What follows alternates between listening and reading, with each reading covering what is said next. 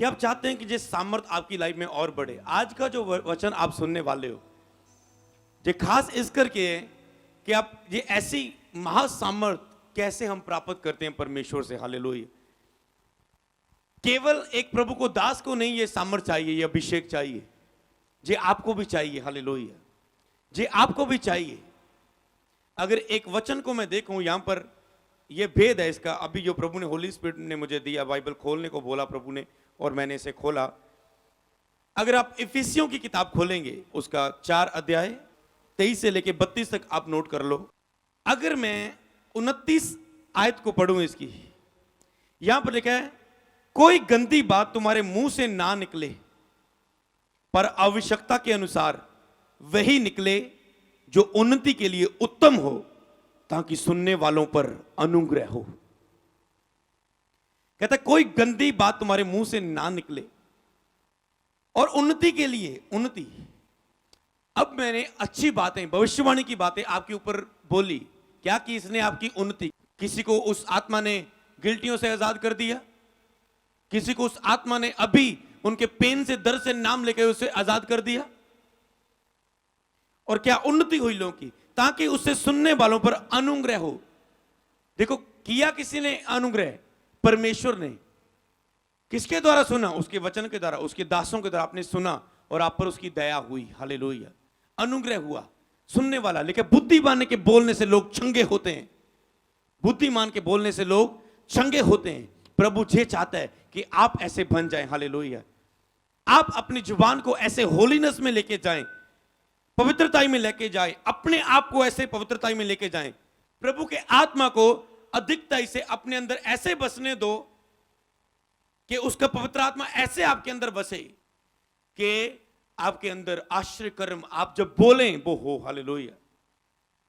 आप जो बोलें वो हो। हालेलुया। आप कमांड करें और चमत्कार आपकी बॉडी का हिस्सा हो। हालेलुया। कैसे होते हैं ये अद्भुत काम?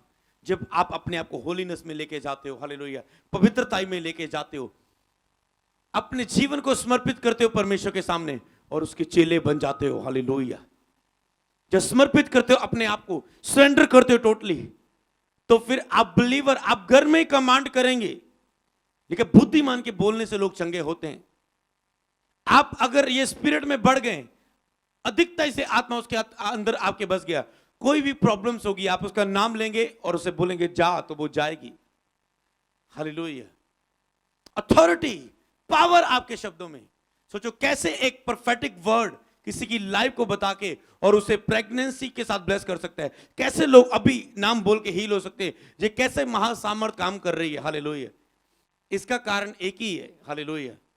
जो आज का वचन मैं आपको देने वाला हूं, जब आप उस वचन को अपने जीवन में लागू करेंगे, तो आपके जीवन में भी ऐसी शक्ति आएगी, सामर्थ आएगी कि आप अपनी लाइफ के लिए मार्गदर्शन होता प्राप्त करेंगे। आप अपनी लाइफ के लिए ब्लेसिंग्स को प्राप्त करेंगे। आप अपनी लाइफ के लिए आत्मिक उन्नति को प्राप्त करेंगे। आप अपनी लाइफ में हीलिंग को प्राप्त करेंगे। आप डिलीवरेंस को प्राप्त करेंगे, पीस को प्राप्त करेंगे, और ऊंचे होते जाएंगे अपनी लाइफ में। हालेलुया। क्या सिर्फ चेंज करना?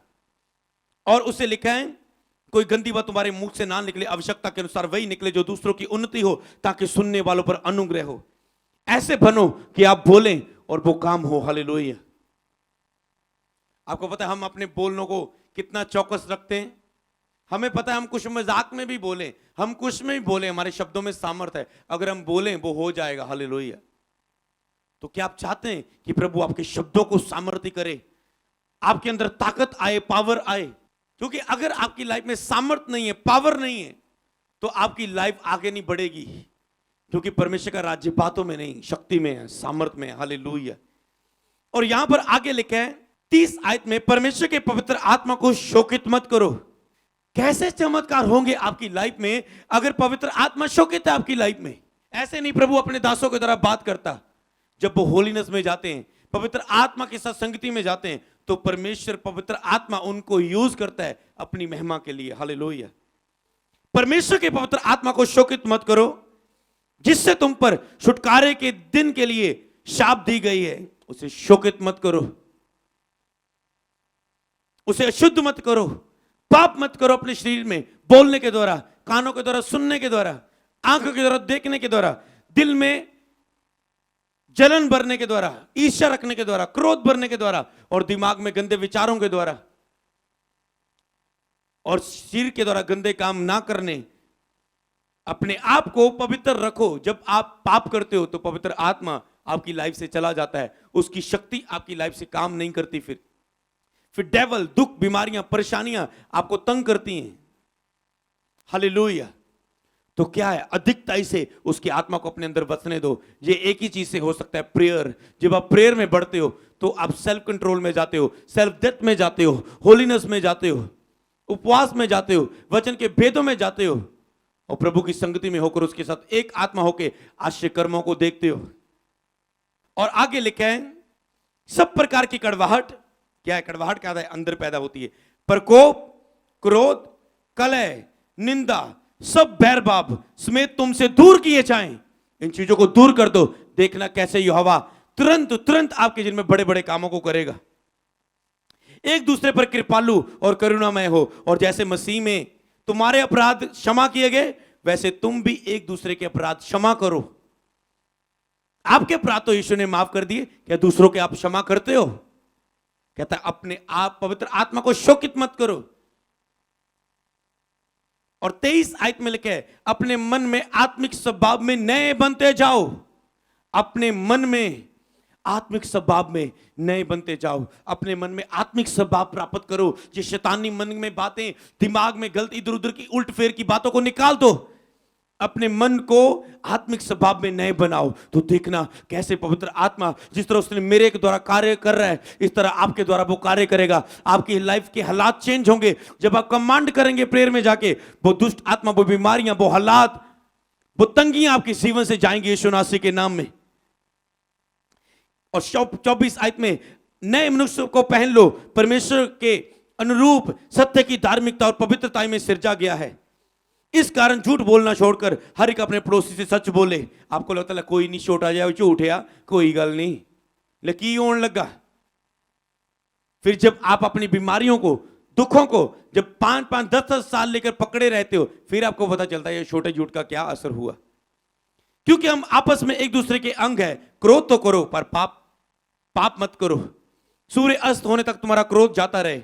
शैतान को अवसर ना दो, शैतान को ना मौका दो। क्रोध करके, जेलसी भर के अपने आप को पवित्र करो। चारों दिशाओं से ये वचन बोल रहा है, अपने पूरे शरीर को कहता है पवित्र करो। क्यों शैतान को मौका दे रहे हो कि वो आपको फाड़ जाए, आपको बीमार कर दे, आपको दुष्ट आत्मा के द्वारा जकड़ ले, आपसे पाप करवा दे, आपका फाइनेंशियली लॉस कर दे, आपका बिजनेस चुरा ले, जॉब चुरा ले? क्यों शैतान को अवसर दे रहे हो? क्यों नहीं आत्मा को अंदर आने देते? आज अपने दिलों को खोलो और कहो, परमेश्वर मेरे अंदर भी तेरी ऐसी सामर्थ आए और मेरे जीवनों में, मेरे लाइफ के साथ जुड़ी हर चीजों में तेरे आश्चर्य कर्म हो जाए। चोरी करने वाला फिर चोरी ना करे, वरन भले कामों में अपने हाथों से मेहनत करे। इसलिए जैसे प्रयोजन हो उसे देने को उसके पास कुछ हो। चोरी मत करो।